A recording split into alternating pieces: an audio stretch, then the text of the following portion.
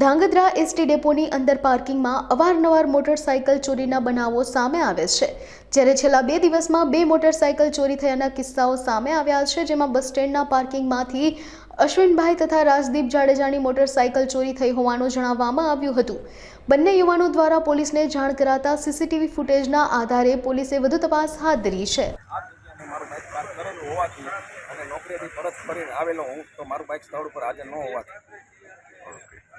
મારું નામ જાડેજા રાજદીપસિંહ ચંદ્રસિંહ છે। હું પીજીવીસીએલમાં ઇલેક્ટ્રિકલ લાઇનમેન તરીકે ફરજ બજાવું છું અને મારી નોકરી હાલ રામપરા મુકામે હોવાના કારણે બસ સ્ટેન્ડની અંદર સીસીટીવીની નજરની સામે મેં બસ સ્ટેન્ડના પાર્કિંગની અંદર પાર્ક કરેલું હોવાથી મારું બાઇક નોકરીથી પરત ફરતા મારું બાઇક સ્થળ ઉપર હાજર ન હોવાથી મેં એસટી ડેપોની અંદર એટીઆઈને મેં જાણ કરેલી, મારે સીસીટીવી ફૂટેજ જોઈ છે, તો એથી મને જેવું જાણવા મળ્યું કે ભાઈ તમે પહેલાં પોલીસ સ્ટેશને જાણ કરો પછી અમે તમે સીસીટીવી ફૂટેજ આપી શકીએ। તેથી મેં પોલીસને પણ જાણ કરેલી છે અને અવારનવાર અનિચ્છિત બનાવ અને બાઇક ચોરીના બનાવ ધાંગધ્રામાં ખૂબ મોટા પ્રમાણમાં વધી રહ્યા છે, તો એનો યોગ્ય નિકાલ કરી અને ગુનેગારોને લુખ્ખા તત્વોને બંધ કરી અને બાઇક મારું પરત ગોતી આપવા નમ્ર અરજ।